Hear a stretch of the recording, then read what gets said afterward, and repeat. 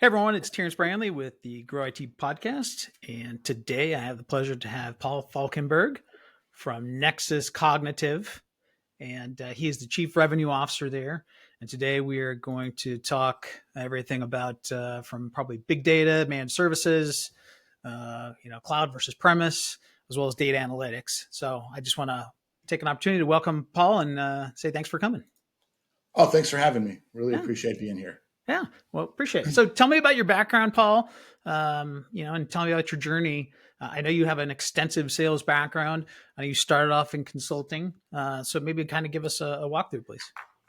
Yeah, so educationally, I have a degree in electrical engineering and an MBA from Ohio University. And like all good consultants, started out at one of the big five. I was at KPMG for a number of years. I was there all the way through when it became Bearing Point. And then before it was sold off to Deloitte, I went over to Unisys.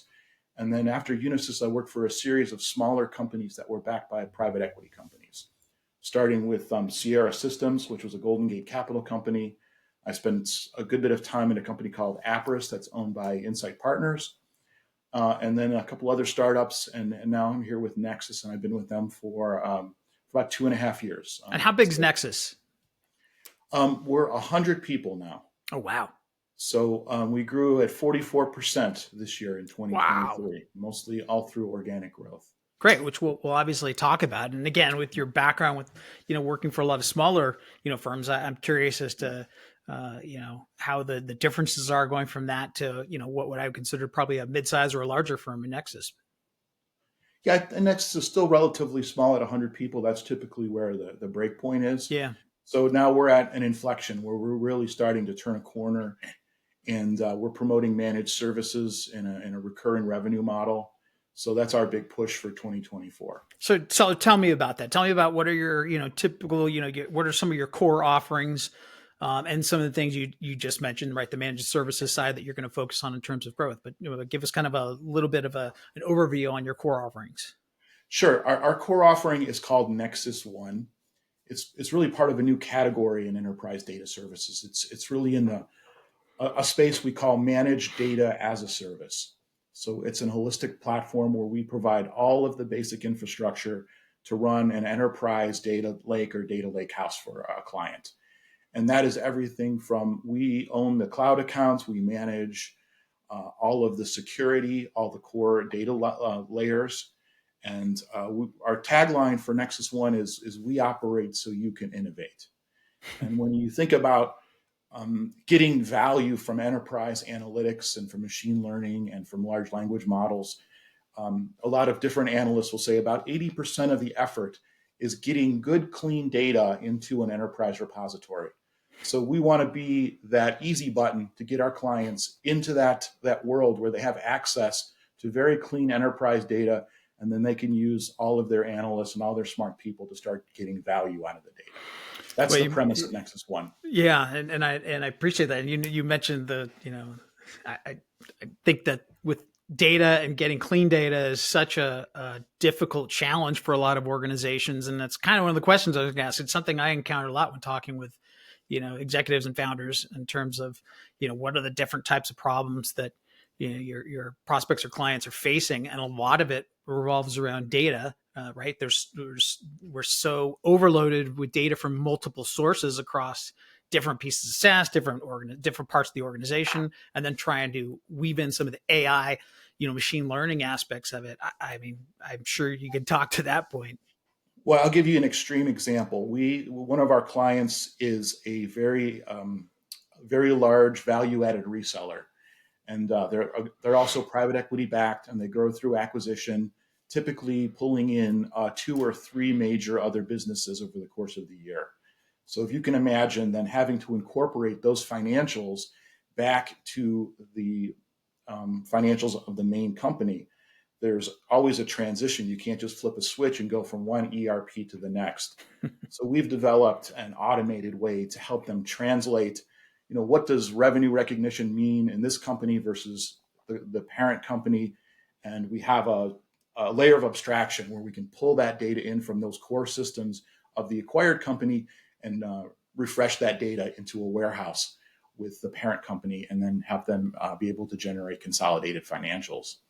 So it's a bit of an extreme example with new acquisitions coming in, almost on a quarterly basis for that Wow. account for us. Yeah. That's got to add multiple layers of complexity as well, I would assume. Lots of translation. Eventually the acquired companies will move over to the parent systems, but there's always a transition period there. We try to help them buffer that while they're moving those entities into the larger business.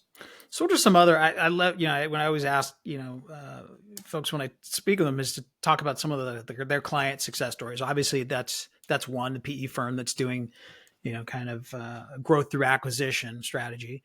But what are some other, client success stories in terms of whether it's pain points or desired outcomes you guys are helping them, attain? Sure, I'll give you an example. Our largest account is a trade organization that is comprised of small business lenders.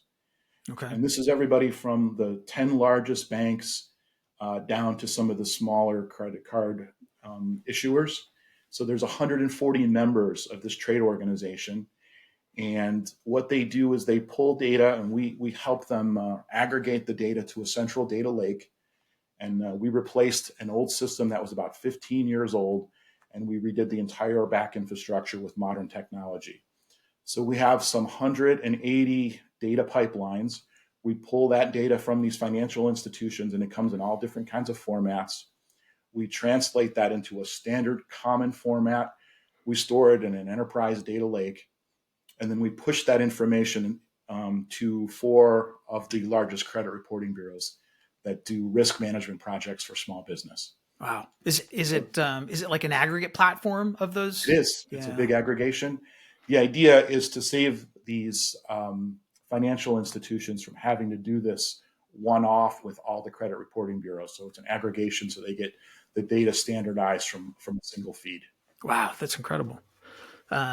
How long did that take, or how long would it take?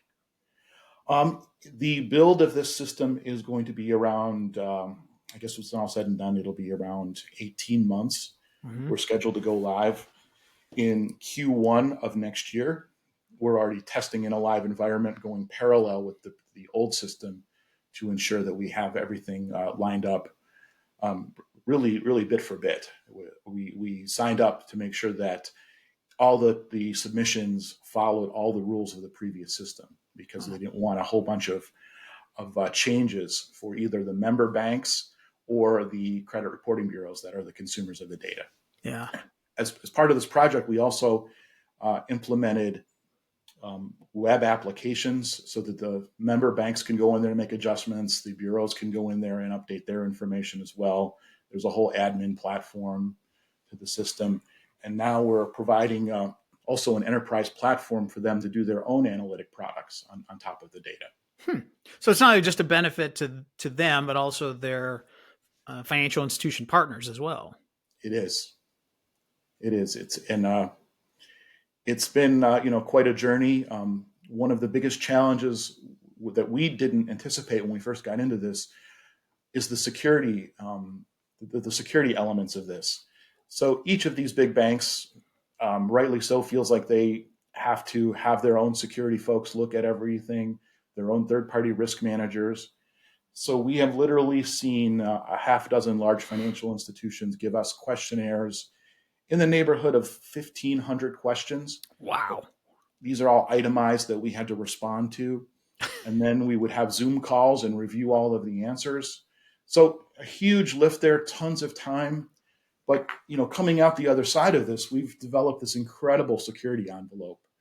And we're now SOC 1 and SOC 2 certified as well. A little explanation there. SOC 1 is when you establish a series of security controls, and not only the controls, but also the documentation stream that goes with them to show an auditor that not only have you established controls, but you're following these controls. Examples would be if someone left your team, what are the policies and procedures to make sure that person no longer has access to any of the systems, and there's a paper trail there.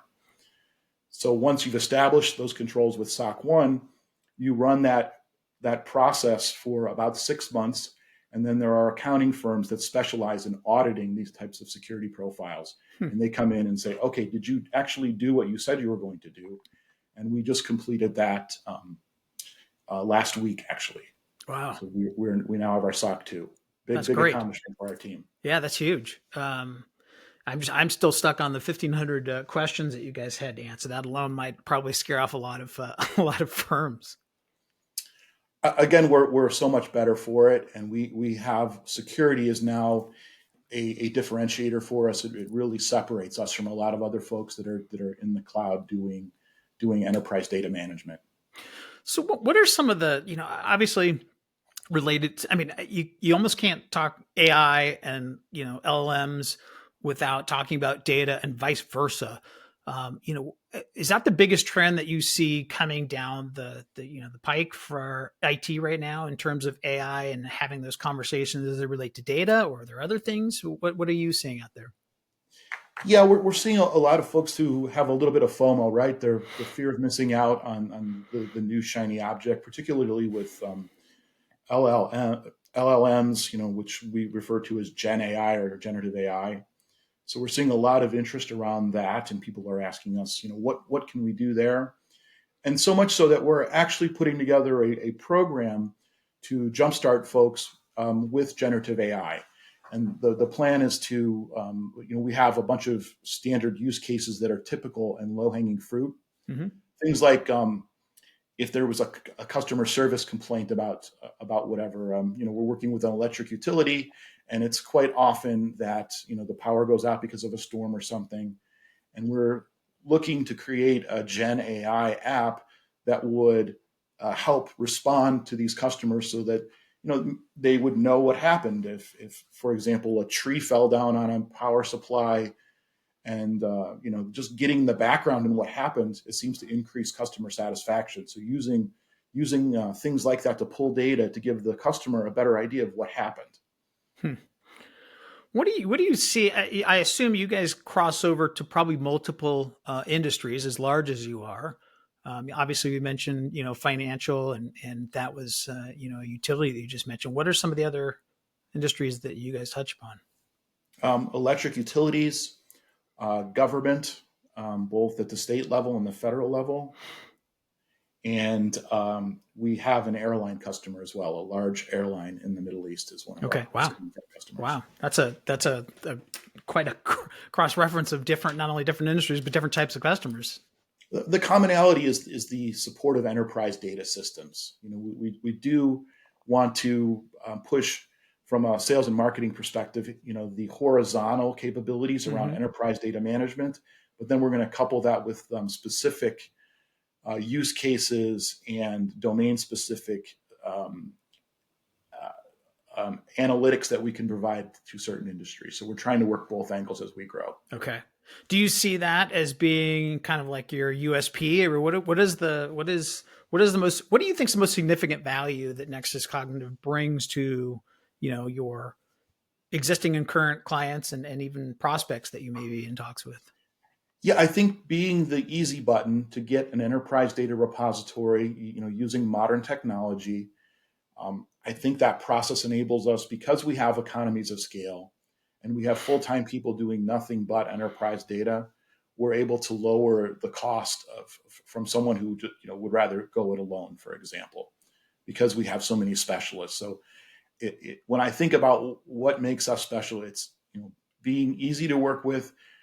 Through our automation, we can establish a cloud environment, put a data environment in there in a matter of hours, days, and then start to fill that up with enterprise data. And so speed to value is something we hang our hat on, as well as being able to outsource the operations and management. And then we also provide a 24/7 maintenance and support structure. And you had mentioned the managed services is going to be, kind of the area that you guys are focusing on in the coming year. Maybe you can talk a little bit about that side of the business. Well, it's all part of the managed data as a service. Okay. So it's essentially, we'll outsource as much of your backend data as you feel comfortable with. We have, Nexus One Core, which is just the data architecture pieces of it. We also have the ingestion part where the data gets pulled into the enterprise warehouse. And then we have Nexus One Insights, which is where we will do AI, ML, we'll create Tableau dashboards. And in the case of the large financial service client I talked about, we do absolutely everything for them. We outsource the entire back end. But we also have clients that just want us to focus in on that core piece of data management. So again, we'll do as little or as much as the client wants or feels comfortable with. Gotcha. I can't imagine. I'm thinking back to the growth. You said, 45% growth year over year? Yes, we did well this year. Yeah. Typically there's always growing pains involved in there. Are you guys experiencing any challenges that? Do you expect to have the same, exponential kind of growth for 2024? And what challenges do you think you'll face doing that? Yeah, we're trying to be very thoughtful about how we grow, and we're providing layers of automation to make sure that as we grow, it's not just about adding headcount. It's about having the processes in place, like the security, like the operations, like the onboarding, and having scripted software to be able to be a force multiplier for us. So I think things like that are going to help us grow, where it's not going to be, if we grow 100%, we need 100% more people. Right. Which is, it's tough nowadays, right? But it doesn't matter what industry you're in, but especially in tech, that's probably the hardest asset to come by is the human resources side of things, right? It is. And that's one of the things that we talk to our clients about is when you're setting up any kind of enterprise data platform, you're talking about a team of 6-figure guys and girls to help run that environment. And if you can take some of those people and those resources, if you could, for example, cut that team in half and direct those people towards developing analytics or things that are going to support the business, that's a win-win for everybody. And does that come, you mentioned kind of the speed to value proposition that you guys offer. Is that part of it in terms of being able to go to, to client to be able to say, hey, you're going to be able to leverage your, own internal resources and we'll help you get you where you're trying to go faster? Absolutely. And I can't tell you how many clients we go into that are completely bogged down. Their internal IT team has projects as far as the eye can see. If a business unit comes to them with a request for analytics, something new over and above what they already have on their plate, it's typically a 6 to 9 month wait. And in business nowadays, the way things are moving so fast, if you've got to wait that long, you probably will be onto some other need by the time they get around to that. So speed to value is definitely something that we think is a differentiator for us. Yeah. And you mentioned the ITs, teams getting bogged down. It always seems like they're always forced to do more with less, and keep up with so many of the changes that are going on. And the talent pool out there is it's hard. It's just getting harder and harder, I would think. So that value proposition is going to be huge. Yeah, absolutely. And when companies were faced with, hiring more expensive resources, first thinking about an outsource option that's going to be overall less dollars. I mean, it's compelling. I think a lot of customers have to get over the fact that they're losing a little bit of control. Mm-hmm. But if you provide world-class service and support, I think it takes that out of the equation. Yeah, and isn't that kind of the benefit? I don't know if using outsource is the best term, but in some ways it is. But isn't that kind of the advantage of being able to partner with someone that you can outsource kind of some of the heavy lifting that's not core to your core offering? That's kind of the speed to value thing, right? Is trying to get there faster and say, hey, is this something that falls within our core competencies, or is this something that these guys are much better at that we can leverage them as a trusted partner, and then focus on our own core initiatives to try and grow our business? Right. None of our clients, their core business is not data processing. And what I tell them is that this is all we do. All we do is manage data as a service. That is our core focus. Everything we do there is to drive costs down in that, improve service, and be able to deliver successful business outcomes through analytics and data. That's our mission. Yeah. And speaking of what you do, right? I mean, you've been doing this for a long time. What is it that you enjoy the most out of doing this? You've been heavily involved in data throughout your career, and obviously in the sales side of it. What do you enjoy the most out of it? I really enjoy when there's successful outcomes from data. I'll give you an example. Earlier in my career, I worked for a company where we gave away software to law enforcement to collect car crash data. And then we would monetize that data to insurance carriers. And that's how we would make money. And we would actually give a percentage of the monetization back to the law enforcement agencies that were part of that. A side product of that, though, was, and we did several statewide implementations of this system, is we aggregated together vehicle collision data to where we could identify heat maps and hotspots to where there were fatalities, where there was significant intersections that were problematic. And in the state of Tennessee, we implemented a bunch of changes, and they were able to reduce fatalities. It was like 35% year over year from implementing changes to their traffic flow patterns based on the data. So something like that is like, certainly we're in this to make money, but when you see data being used to help people and to reduce accidents like that, it really hits home. That's a great story. And as someone who has a lot of family in law enforcement, I can appreciate anytime that there's not only an impactful part of it, but even the financial side of it going back. That's amazing. Real good story. Yeah, no, that's a good feel. I mean, again, like a lot of times, like we're all in business, right? Capitalism is great. We're all in business to make money, but when there is a outcome that can be beneficial to our law enforcement, government, nonprofit folks, that's always a double win in my book.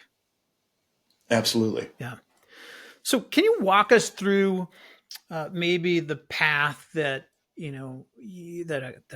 whether it's an enterprise or one of your new clients may take with you guys? I mean, I know obviously there's no such thing as typical, but can you maybe walk us through the path that, that a new client might expect to take and what's involved in it?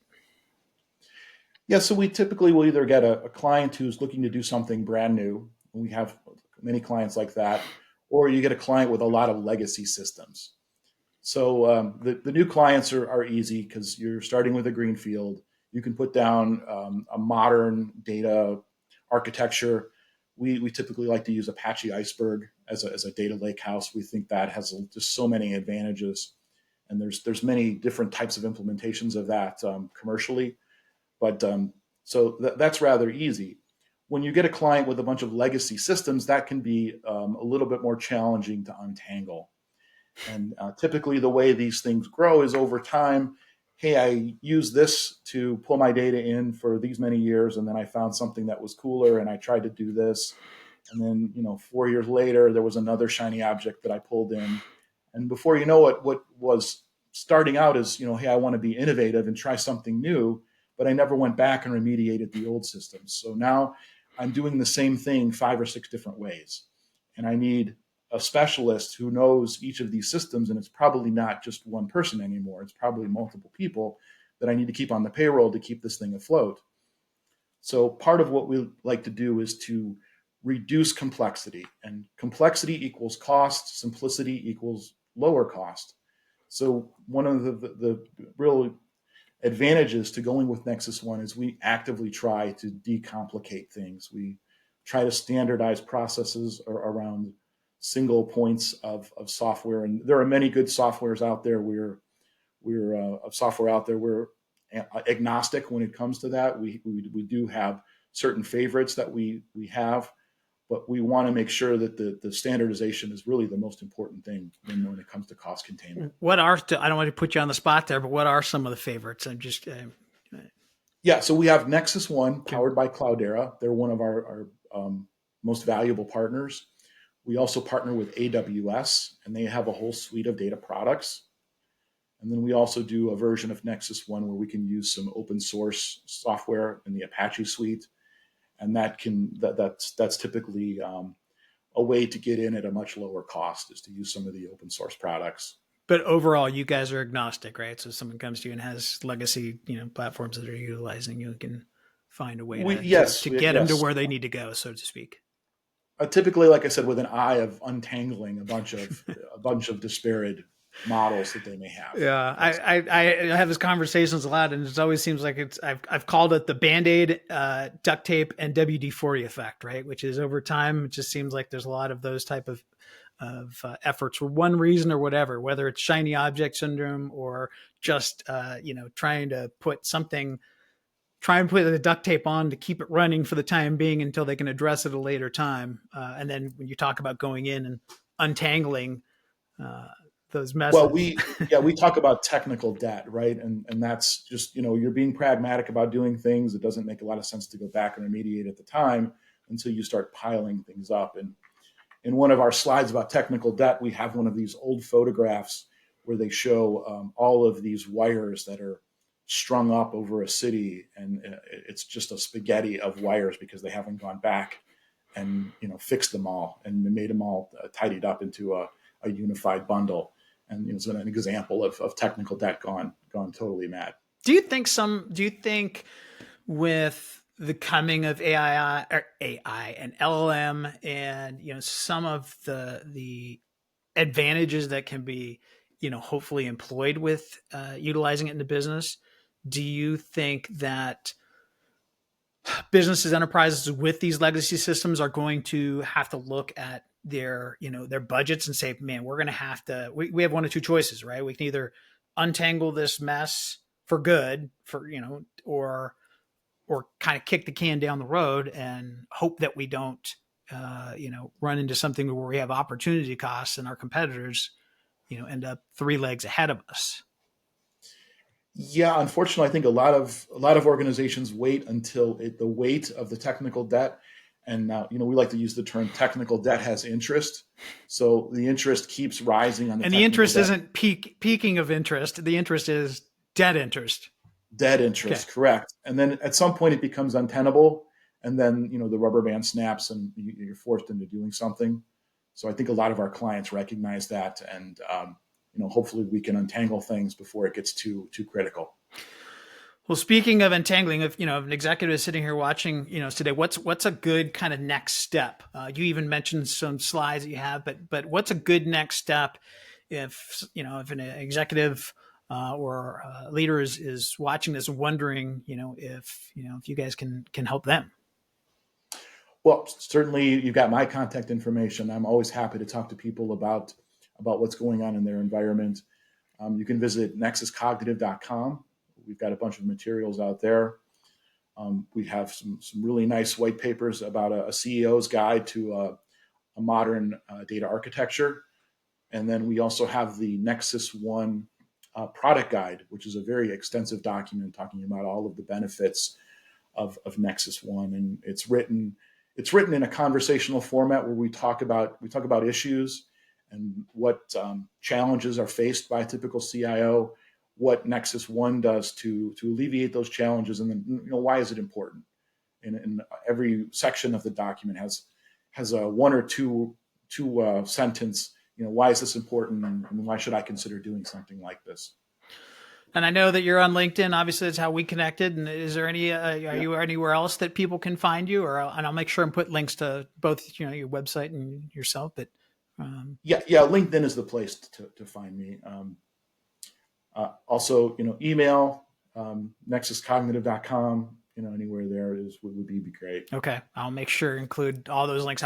I never point anymore because I used to point and I can never figure out where I was pointing to. So, but I'll make sure and include them all. But I'm on Facebook if anybody wants to see me. I've got some. I always say I think Facebook now is for family. I use Facebook for family and LinkedIn for professionals. My fiance and I just went to the Sphere in Vegas for opening night of U2. So we've got some really great photos on there.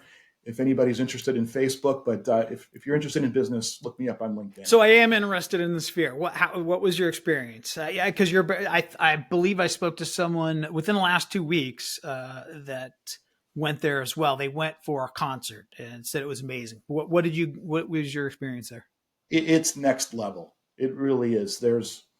It's a 16K screen that fills the entire arena. It is absolutely amazing. The U2 concert starts out and it looks like the Sphere is made of concrete blocks like, it looks like the Pantheon in Rome. Mm-hmm.